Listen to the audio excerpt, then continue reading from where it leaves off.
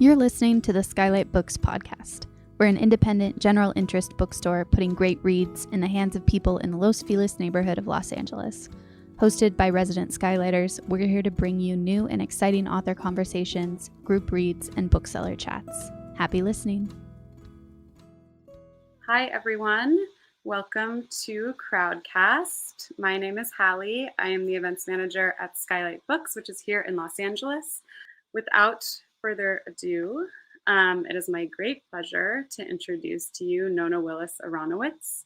Nona is the sex and love columnist for Teen Vogue. Her work has been published in the New York Times, The Cut, Elle, Vice, The Washington Post, and Playboy, among many others. She is the co-author of Girl Drive, Crisscrossing America, Redefining Feminism. She is also the editor of an award-winning anthology of Ellen Willis's rock criticism called Out of the Vinyl Deeps, as well as a comprehensive collection of her mother's work, The Essential Ellen Willis, which won the National Book Critics Circle Award for Criticism. She will be joined by Anne Friedman at some point. I'll introduce Anne because we love Anne. Anne Friedman is a journalist, podcaster, and co-author of the best-selling book, Big Friendship, How We Keep Each Other Close. Please join me in welcoming Nona to the stage for a reading. Hi, everyone. I love Skylight Books, always have, so I'm really excited to be here. The passage I'm going to read requires a little bit of setup. It's in a chapter called In It for the Dick, which basically explores the concept of heteropessimism and the history of radical lesbianism. Heteropessimism is a term coined by Asa Saracen that basically explains the phenomenon of straight people, especially straight women, claiming that they're straight, but then saying things like men are trash, or I wish I were gay because it's a nightmare out here, being kind of grudgingly straight. And I thought it was interesting that pretty much only queer people were writing about this concept when actually straight people should probably enter the chat. And so after talking a lot about radical lesbianism and getting a text from a woman I have a crush on, that read, God, I would hate to be straight. I started thinking more about actively claiming my sexual orientation. So here goes. Throughout the years, I've engaged in tons of identity pessimism. I've pointed out that I'm a New Yorker, not an embarrassing American, or I'm Jewish, so my family never enslaved anybody. I've said similar things to distance myself from my middle-class intellectual roots, my marital status, and of course, my heterosexuality. Sure, I like to fuck men, but I get with women here and there. I'm not monogamous. I like to dominate my male partners from time to time. These qualifiers, while tempting, wash one's hands of any duty or accountability. They mute the rallying cries of revolution. To be permanently, preemptively disappointed in heterosexuality is to refuse the possibility of changing straight culture for the better, Saracen wrote. If I really was committed to loving and fucking men, I would have to stop feeling sheepish and inert. That meant taking a little bit of ownership, acknowledging a tiny stake in something larger, a responsibility for making it better. I didn't fully understand what this commitment could look like until one fall weekend in October 2020, when I started reading Jane Ward's book, The Tragedy of Heterosexuality. It turns the typical narrative of queer suffering on its head, calling for, quote, renewed investigation into this assumption that heterosexuality is easier than being queer. The sole focus on the trauma of queerness, she writes, quote, masks the gendered suffering produced by straight culture, as well as queer sensations of freedom that result from having escaped not homophobia, but heterosexual misery. The book came out in the midst of the pandemic, at the tail end of the supremely stressful 2020 election, and during another moment when I was very turned off by most men. Am I straight? Do I ever want to have sex with another dude, another person, again? I wrote to my journal in melodramatic frustration. Right now I feel scared, pearl clutchy, like no guy can strike the balance of sexy but not aggressive, tender but not crushingly boring. I want something, but I have absolutely no idea what. How can I know that something is missing but not have the imagination to fill that space with my desire? And then the classic complaint. I'm not queer, but not asexual, but I also profoundly distrust men right now. Amid all this, a press copy of Jane Ward's book arrived. I eyed it nervously. I was already in a deep shame spiral about how I could never fully access the part of me who might be queer, that my heterosexuality was so indoctrinated that even my vagina's arousal mechanisms had learned it. Did I really have to read a book that would worsen my mood? At first, yes, the book made me feel like hetero garbage. Chapter after chapter outlined in harrowing detail about how broken and bleak straight culture is, how much pain it's caused, and yet how little it's challenged by its participants. There's a chapter full of quotes from queer interviewees that are essentially different versions of Layla's "God, I would hate to be straight" text. But then I got to the last chapter where Ward describes the concept of deep heterosexuality. Deep heterosexuality proclaims, if straight women and men are actually attracted to each other, that is excellent. Now let's expand the notion of heterosexual attraction to include such a powerful longing for the full humanity of women and for the sexual vulnerability of men that anything less becomes suspect as authentic heterosexual desire. Ward says the solution isn't to accept the quote-unquote tragedy, nor to a defect to queerness. Echoing Carmen Maria Machado and other queer theorists, she warned that idealizing queer relationships is counterproductive. Ward also doubts the proposed strategy of queering straight relationships with things like pegging, BDSM, or polyamory. Honestly, I was relieved. I didn't think I could accept anyone telling me what kind of sex act would liberate me, especially if the goal was political purity. The solution, Ward writes, is actually to become more straight, owning that identity and resolving to enact the best version of it. If heterosexuality weren't considered the default, Ward asks, how might straight women and men articulate what propels them toward each other, despite all the difficulty? For men who date and have sex with women, that would mean taking a cue from lesbians who share their sexual attraction to women by actually liking and identifying with their female partners. This necessitates being a partner who knows how to recognize and reject the misogyny built into so many hetero relationships. Ward notes that many lesbians observe some men's contempt for women and find it suspicious. If you're supposedly so straight, why do you seem to care more about impressing other men than the women you purport to desire? But she says straight women also have work to do. Once they've affirmed their commitment to being straight, Ward advises them not to just blindly follow a script, but to find their own unique heterosexual desire. That means being able to articulate the specific reasons they love men and/or are attracted to them. I arranged a phone date with Ward, nervous she would pity my listless complaints about straightness like Layla had. But she didn't, at least not to my face. Instead, she told me it was refreshing for hetero women to say they were emphatically in it for the dick. If women love sex with men, great, Ward says. You're working from a place of desire. Saracen describes a similar feeling after hearing the writer Larissa Pham on Harron Walker's podcast, Why Do I Like Men? Pham does cite reasons why she finds men desirable, such as big arms, penis, the way men smell. For all their obviousness, these observations are quite rarely voiced. Hearing them spoken so plainly exposes how heteropessimism has worked to silence articulations of women's desire. I'm going to skip a couple. I'll skip a couple in a second.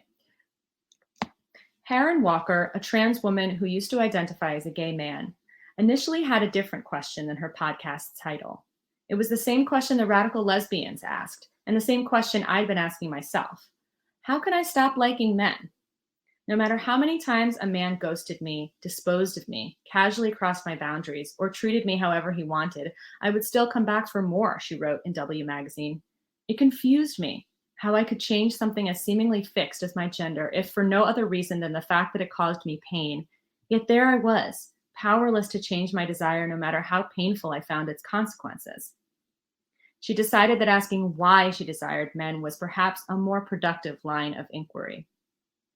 I similarly realized that I'd spent a huge amount of time figuring out why I wasn't a lesbian, but not all that much time thinking about Walker's titular question, why I loved and lusted after men in particular. So I made my own list, which included rather specific items like narrow, smaller bodies with dicks, cum, looking at it, tasting it, watching it spurt out, spooning a cute, muscular, hairy butt, the aching desire an erection exposes. Once I saw it all written down, it occurred to me that my quote unquote deep heterosexuality had already been in process for a long time. Skipping ahead. The romantic and emotional aspects of my attraction with men were harder to explain, but they weren't any less profound. At first, I thought I might be hetero in the traditional sense, attracted to difference and unknowability. But Ward challenges this idea, explaining that for some radical queers, identification fosters eroticism. It has for me too. My love for a man has at times grown out of similarity, a movie that made us both cry, an inside joke we both find hilarious, the loss of a parent breeding deep mutual empathy. My bond with Moore, a character of a previous chapter, wasn't just physical. It also involved the act of overthinking, a distinctly Jewish quality we shared. Finally, after turning it over and over in my mind, I sort of understood what my mother meant by her basic love for men. I decided that perhaps the answer to why I loved the men I loved was too intrinsic, too elemental to break down, and that ultimately, I didn't owe anyone an explanation. Another lesson I've gleaned from queer friends who refuse to back up the authenticity of their sexual identity with data points. Once a desire has been consciously determined, the reasons start to seem less important. As Walker concluded after all her interrogation, who cares? I like men, and that's that.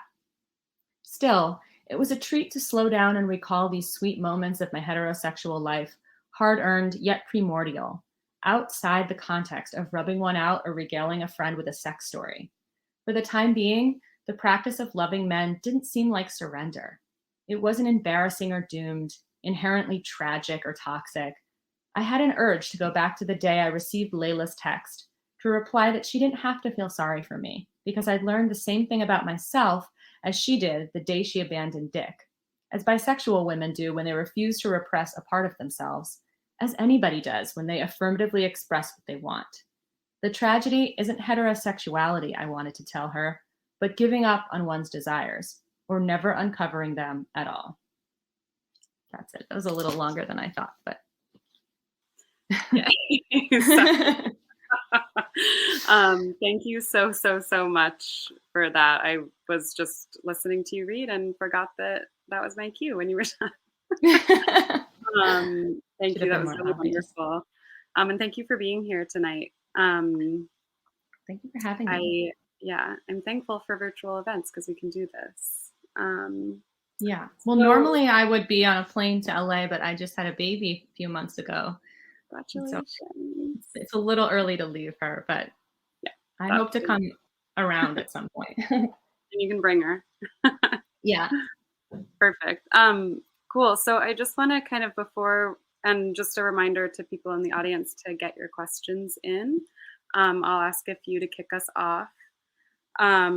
So your book it's a huge topic. Like, there's just so much you could have put in. How did you decide what to include? What was your kind of research process like? How did you balance the memoir versus history? How was that? I mean, it was the hardest thing I've ever had to do. I think a lot of people would have just done memoir or just done history. The part that I read doesn't really have history, but that whole chapter delves into the history of radical lesbians, many of whom really made it a point to sort of mine their authentic desire and actively choose lesbianism. Mm-hmm. And the reason why I decided to do both was because when I was going through everything I was going through, this is about my divorce, this is about me sort of trying to find authentic desire after a marriage that didn't make me happy and coming up against lots of roadblocks. I was a little bit surprised and taken aback at how many roadblocks there were. I was like, I've freed myself. This is going to be great. And then there were just other problems waiting for me on the other side. And contemporaneously, I was also reading a lot of history, and I was reading a lot of my mom's work. My mom is Ellen Willis. She's an early radical pro-sex feminist, and she was a very prolific writer. And I'd, of course, read her before, but this was different because I was actually going through some of the stuff that she was going through. And she wrote a lot about her life and how it related to her feminist politics and her liberationist politics. And so I thought it would have been weird to just write a memoir without putting myself on a continuum of history, because that's literally how I was feeling at the time. Mm-hmm. And my research process, it was sort of in two parts. Like, one was the contemporaneous process that I just described, but then once I started to write the book, I changed the characters in several chapters because I thought I was going to write about maybe more of a mainstream character from history, but then would find somebody even more fascinating and more apt, and somebody who hadn't really been discovered like on the beaten path, you know? Mm-hmm.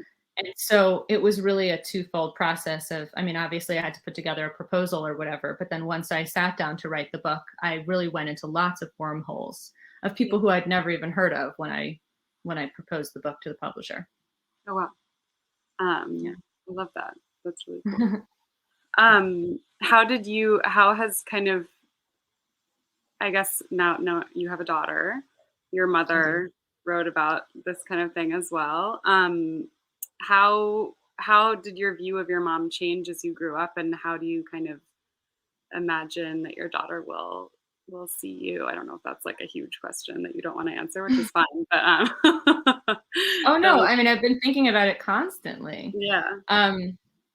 So I wasn't very interested in my mom's work when I was a child. I mean, I was very self-involved, like most children and teens were. I didn't really have any idea of what she had done until college, when I wrote my thesis on the 1970s porn golden era and the sexual revolution, and asked her for help because I had vaguely kind of known that she was a feminist and was around during this time.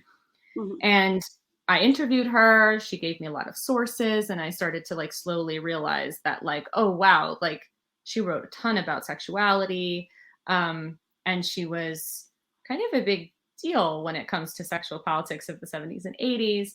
And then when I was 22, she died. So I had just a few years of being a young adult, understanding her place in feminist politics, and then she was gone, and all I had was her work. And as you said at the top of the hour, I put together anthologies of her work. I've really mourned through going through her work, but also I've literally used it for guidance. Like, I've done like searches for certain keywords in like her work, literally. Like, it's that literal. Because that's all I have now. And she really put a lot of herself on the page. So that's the closest I can have to asking her for advice, even though she wasn't really the type of person to give advice. What else is there? So what questions, because you've done a lot of interviews, you've done events, what questions do you wish people were asking you that they're not? What do you want to tell people about your book? That's a good question. There's a chapter in here that I'm surprised people haven't brought up more, that basically doesn't have me in it at all. It's about my friend Sella, that's a pseudonym, who's a Black queer woman. And it basically delves into, it's called the vulnerability gradient, and it delves into all the different intertwining vulnerabilities that people of marginalized identities have. And I included it because I'm a straight, like mostly straight, I guess, white woman. And I look a lot like the people who have been having this conversation for many decades. And it started to become kind of like the elephant in the room.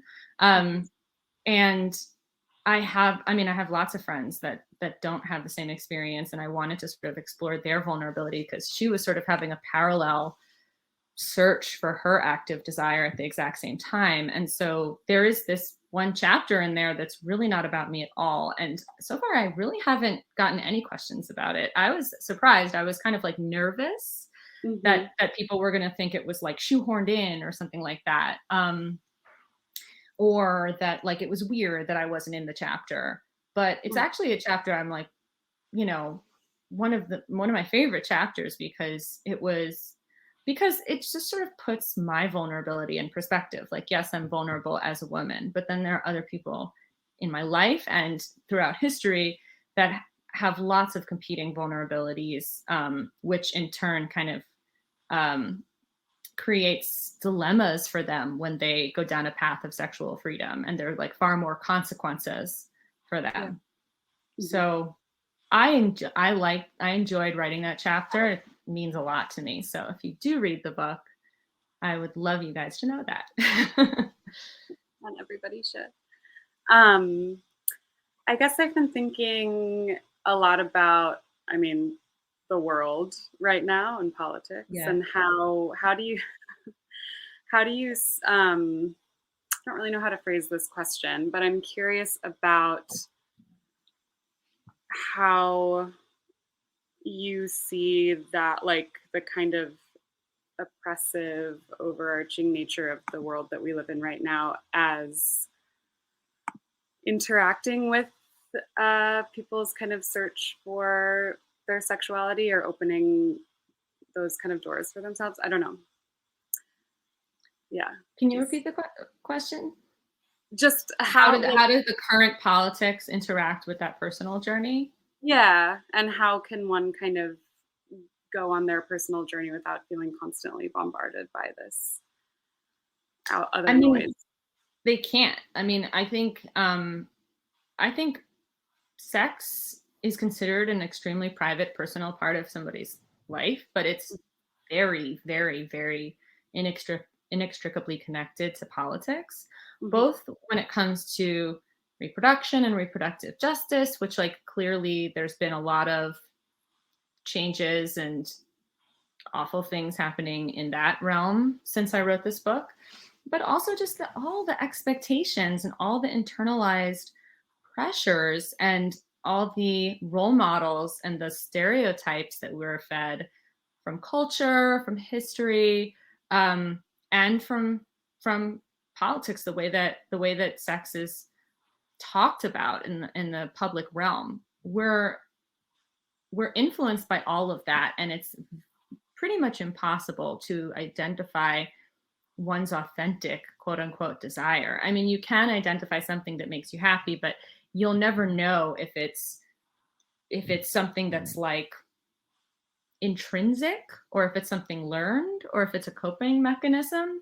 And it might not even matter if it is, but it's worth it to understand where your desire is coming from, at least if it like disturbs you. If you're like feeling totally fine about your sex life and you have no qualms about it, then I guess you don't have to go on this journey. But I just don't know almost anybody who feels that way. Even people who sort of brand themselves as like sexually free and sexually open.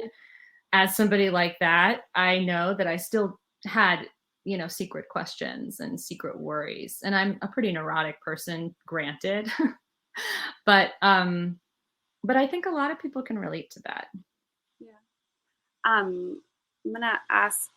We have some audience questions, which is exciting. I want to ask, I guess, just how, like, what's the first step in the journey for someone interested in taking the journey, no matter what their life looks like? Yeah, where do you start? The most basic thing I can say is tell the truth, both to yourself and to people around you. I felt very much like I knew the truth, but didn't want to face the truth and didn't want to talk about the truth. And if you are not honest about your worries and fears, and if you don't share them with anybody, you have no idea whether other people feel that same way, or you have no opportunity to connect the dots with politics or what's going on in history, and that's a shame. And it kept me locked in a relationship that was unfulfilling for years. And once I really started being honest with myself, that's like where the exploration could really begin. And it never ends, unfortunately, but that's actually where it begins. And that's why I opened my first chapter with the consciousness raising groups of the late 60s, because ultimately that was like the very earliest spark of second wave feminism, and it was about telling the truth. Lots of different truths, and every woman had a different truth. The first question from the audience asks, this book, or says, I guess, this book really struck me as a grief memoir as well as a sex memoir and feminist history. Did you know that was going to be such a big part of the narrative when you started writing? It is a grief memoir. I think when you lose your mother, I mean, I've lost other people before. It's not the same. I even lost my father recently, and it's not the same. I mean, when you lose your mother, and especially if, I mean, I consider myself very close to her, even though she did put up a lot of boundaries between parent and child. Mm-hmm. I still consider her very close to my heart, and we never went through that teen phase where like I hated her, Yeah.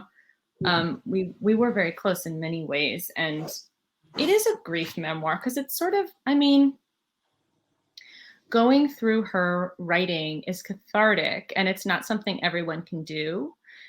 If you don't have a mom who's a writer or who like left a paper trail for you, it's a very special thing to have that. And going through that, somebody at Tina Horn at Hazlitt asked me, is this sort of like a ghost story of like my mom is sort of like the ghost of the book? And I say, like, in the way that I finally feel at peace and I finally feel like there was like unfinished business and now there isn't, and I've like really combed through my mom's work and found what I find to be like the closest to the truth that I can. Mm-hmm. It is a ghost story in that way, because I do feel like there was some unfinished business, and now she's kind of been laid to rest. And like, while I will continue to think about her every day, I probably won't like write about her much anymore, or not at least focus a big project on her. Yeah. And you brought her, back into the world through new people who were reading about her also. Yeah, I did. I will take credit for that. Who do you hope will read this book? Who's the target audience? I mean, obviously the target audience is like women in their 20s, 30s, and 40s. But who I hope to read this book is men, obviously. Like, I feel, I mean, not necessarily obviously, but I feel very strongly that men just like do not engage with this topic, which I find to be extremely weird, because it's like I'm talking about them a lot of the time. Like, a lot of people writing about sexual politics are talking about men, and yet they like, unless they're gay, they don't often weigh in. And I've actually done a handful of interviews with men who have read my book, and I really appreciate it every time. I'm just like, this is a totally different perspective, and it's probably a precious perspective. Mm-hmm. Because this is so marketed to women. But I really hope that men like finally start to engage with these issues. They really should. It benefits them and everyone. Yeah. Is there anyone that you don't want to read this book? Is there anything that you think? I mean, it's going to be pretty embarrassing when like my partner's family reads it. And I think a couple of them are actually on this CROWDCAST. So I'm ready. You guys can read it, but I might be a little embarrassed, but I do want them to read it. I think everybody should read it. This is a little bit about that. This question, it says, you really go there describing good and bad sex in the book. What got edited out? And was there anything you were too shy to write about? Yeah. I mean, Honestly, I didn't have to pare it down so much as beef it up. I think that early reads and like my editors, I see that Carrie Fry is here. She was one of my editors on this book.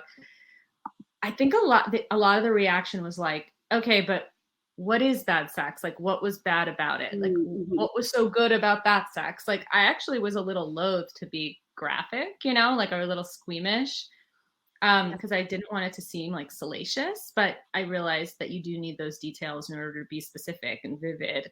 And yeah, and I didn't want, I guess I've sort of internalized the bias against like sex memoirs where like I didn't want people to just be like, it's this like racy, salacious, like sensationalist thing. Right. And so I was like trying to be demure, but like then realized like there were some moments where I really had to go there because otherwise people wouldn't know what I was talking about. And it's kind of like hard to talk about good sex and bad sex without like really getting into the nitty gritty. And I personally don't think that bad sex and good sex has like all that much to do with like the mechanics. Like once you have certain basic skills, it's like not really, that's not really what makes it. It's really more the connection between the people and the communication. But like also you do have to describe the mechanics if you're trying to paint a picture in someone's mind. Yeah. And just for people to understand what you mean when you say good sex and bad sex too, it's like, yeah, that it all comes together to form the experience. Mm-hmm.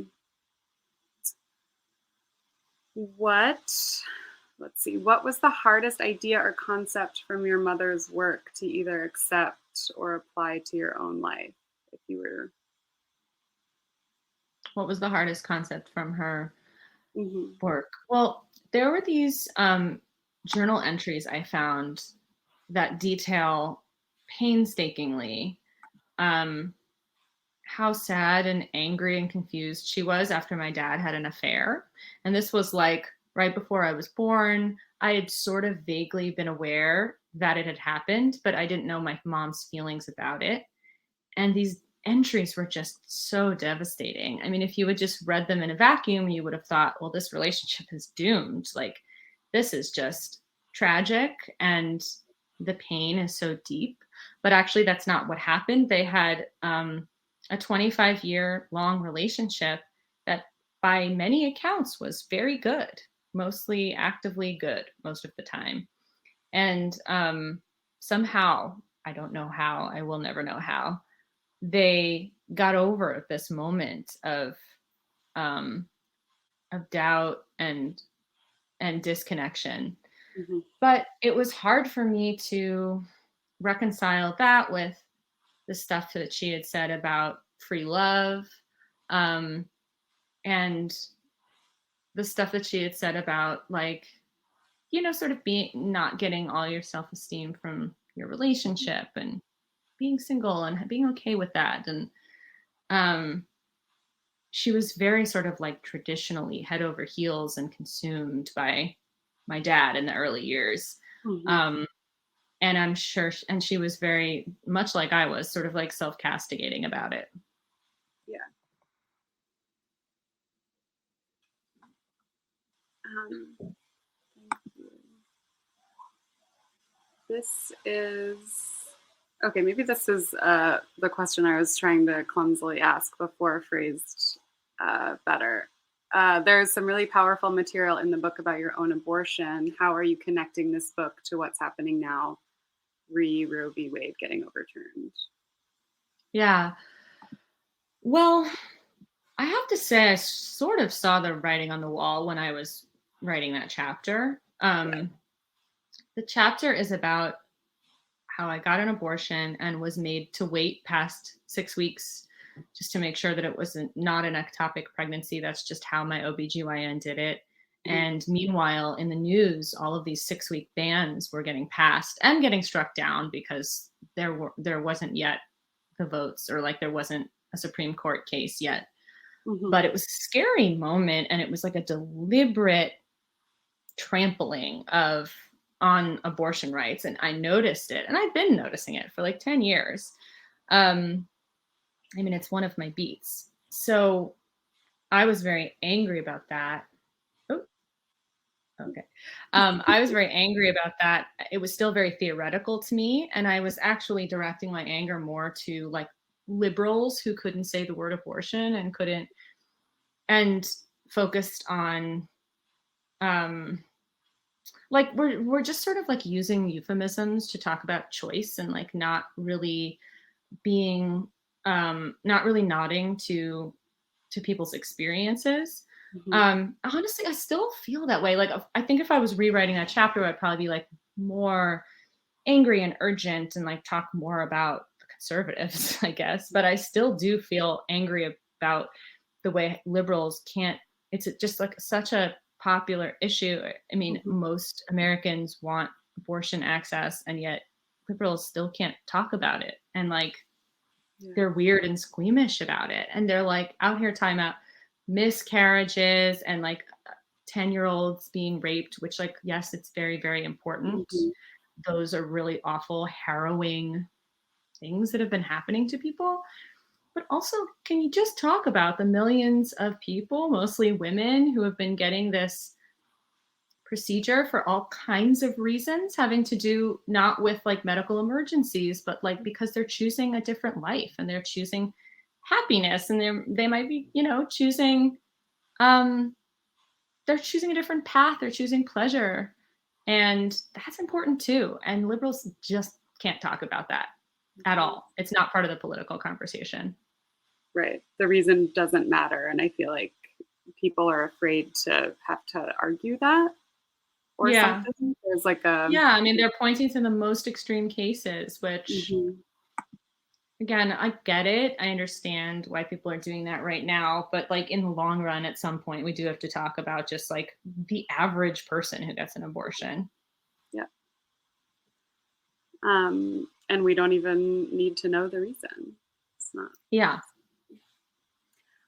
Who are your kind of influences or other writers that you think are doing cool things about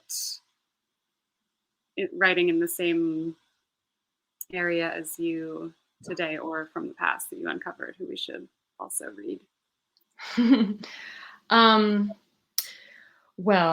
Well, first of all, Jane Ward's The Tragedy of Heterosexuality, the book that I mentioned in the chapter, it's really one of my aha moments, and I recommend it to everybody. And yeah, I discovered a lot of writers while writing this book. I discovered the political celibates like Roxanne Dunbar and Dana Densmore, who like were polemicists, and I like really, really like don't agree with them per se, but I'm sort of exhilarated by their work. And I think the same thing is true for a lot of the like anti-porn feminists that I don't agree with, like Andrea Dworkin and Susan Brown Miller and stuff. I was like, I still don't agree with you guys about the solutions, but you're really articulating the problem in a way that makes my spine tingle. And so I think like discovering those women, discovering like Cherie Moraga and a lot of like the radical lesbians of color and like all their poetry. Like, I'm not a person who really knows about poetry per se. But when I was doing that active desire chapter, I was finding all this like radical lesbian poetry, and it's like very 70s and 80s, it's got a style, but like, again, it's sort of just like put a shiver down my spine, like, oh my goodness, people aren't often writing about that. So yeah, all of the women I just mentioned, like, you guys should check out. There's, despite politics and everything, I feel like there's a lot of joy in your book as well, which is exciting. Yeah. And the kind of invitation and freedom to explore, articulated as beautifully as you have, is so valuable to people. Yeah. So thank you. I just got a text that can I just say that Anne said she had an emergency with a friend's daughter. So that's the reason why she's not here. Everything's like, I think, okay, but yeah, she had to Oh, I'm glad to have heard from her. Yeah, because I was worried. So, yeah, I know. I was kind of okay. a little bit. My heart is pounding. Oh, good. Yeah, she's okay. Well, she's okay. She had an emergency, but not an emergency that, yeah, where anyone's dead or anything like that. So send her all of our love. Okay, I will. So, do you have any final thoughts or anything else you'd like to talk about before we say goodnight? Yeah, I mean, as I do this at 9:50 p.m. and I'm missing bedtime for the second time since my daughter was born. My partner is doing it. I can't help it. Motherhood has consumed a lot of my thoughts in the last few months, and it's not something that I explore in my book, but it's extremely central. It's now very central to how I see gender politics. I can't help but see how men are socialized versus how women are socialized to know about babies, to care about babies, to how they interact when they have a baby together. It's all I've been thinking about. And in retrospect, I guess I couldn't have known until I experienced it. But all these questions of sexuality and pleasure and what you want out of your life, I think they're going to continue to happen now that I have this child, and I'm interested to see what happens. Yeah, I know. I'm sure it changes a lot about the way that you just see the world, obviously. Yeah. Did you, when you were writing the book, did you know that you wanted to have children? Yes, but I didn't know when it was going to happen. Mm-hmm. It sort of snuck up on me. It wasn't, it was sort of planned, sort of not, to be honest. It was very sort of my partner and I had been talking about having children, but it wasn't this long, very deliberate process. And so it sort of snuck up on us okay, this is happening. Oh shit, Yeah. Yeah. Yeah. That's really exciting. Well, congratulations. We will hopefully see you in person for your next book. Yeah. I love that. Everyone. And I just want to say thank you for being here, for writing this book, and a big thanks to everyone who's in the audience, our virtual. Thanks, everybody. Thanks for coming. Thank you for listening to the Skylight Books podcast series. Please don't forget to visit our website at skylightbooks.com and make sure to follow us on Twitter and Instagram. Also, don't forget to subscribe to this podcast for more author talks and bookseller conversations. You can find us on Podbean, iTunes, and Spotify. Stay safe and healthy, and we hope to see you back in our store soon.